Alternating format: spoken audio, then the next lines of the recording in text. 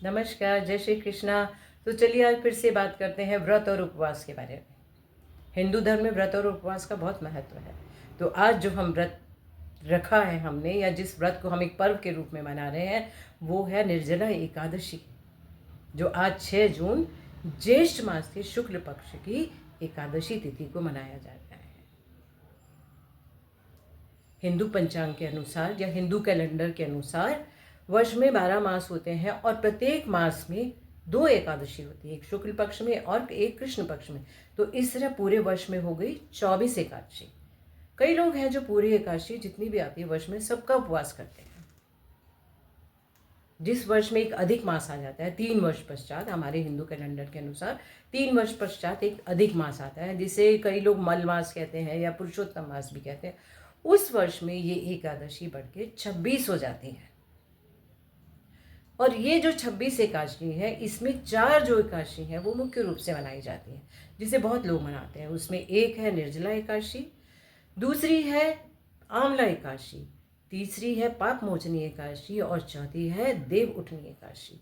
इन 4 एकादशियों में भी सबसे जो अधिक महत्वपूर्ण है, जिसकी महत्ता सबसे अधिक है, जिसको कहा जाता है कि आप 26 में से एकादशी में 25 का व्रत मत रखिए, सिर्फ एक ये वाला व्रत रखिए, तो यही आपको स्वर्ग या मोक्ष की प्राप्ति कराएगा। और वो है आज रखा जाने वाला निर्जला एकादशी का व्रत।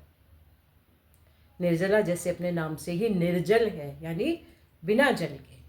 जो अन्य एकादशी है उसमें तो हम फलाहार कर लेते हैं, तरल पदार्थ कोई भी दूध या चाय या पानी तो पी ही सकते हैं। लेकिन आज का जो व्रत है ये एक कठिन तपस्या है कि आपको 24 घंटे तक जल की एक बूंद भी ग्रहण नहीं करनी है। ये जो व्रत है एकादशी का, इसको भीमसेन एकादशी भी कहा जाता है।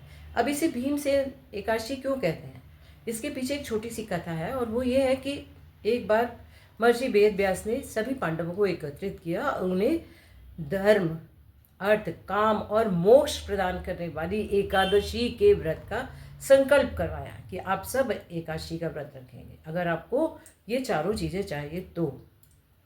तो सब तैयार हो गए, लेकिन भीम उठ के खड़े हुए। भीम ने कहा महर्षि वेद व्यास को कि मैं ये व्रत नहीं रख सकता। 24 व्रत मेरे लिए बहुत मुश्किल है, क्योंकि मैं भूखा नहीं रह सकता, मैं भोजन के बिना नहीं रह सकता। मेरे उदर में जो वृक नाम की अग्नि है वो मुझे भूखा नहीं रहने देती। वो अग्नि जो है मेरी भूख को प्रज्वलित करती है, जगाती है, तो मुझे भोजन बार बार करना पड़ता है।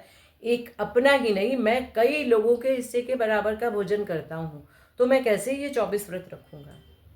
तो महर्षि वेद व्यास ने भीम से कहा कोई बात नहीं, अगर तुम चाहते हो तुम्हें मोक्ष प्रदान मिल जाए या तुम स्वर्ग जाना चाहते हो, तो तुम वर्ष में जितनी भी एकादशी आती हैं उसमें सिर्फ एक एकादशी का व्रत करोगे तो तुम्हें वो सारे फल प्राप्त हो जाएंगे, और वो है निर्जला एकादशी का व्रत।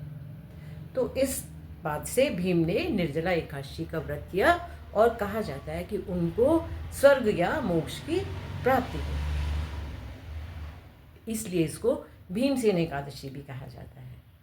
तो आज के दिन आप और हम जो भी एकादशी का व्रत रखे हुए हैं, उन सबको जिस भी इच्छा से, जिस भी मनोकामना से, जिस लिए भी उन्होंने इस एकादशी का व्रत किया है, श्री हरि के चरणों में प्रार्थना है कि आप सबको जो भी सोच के आपने व्रत रखा है उसका पुण्य प्राप्त हो, उसका फल प्राप्त हो, स्वर्ग की प्राप्ति हो, मोक्ष की प्राप्ति हो।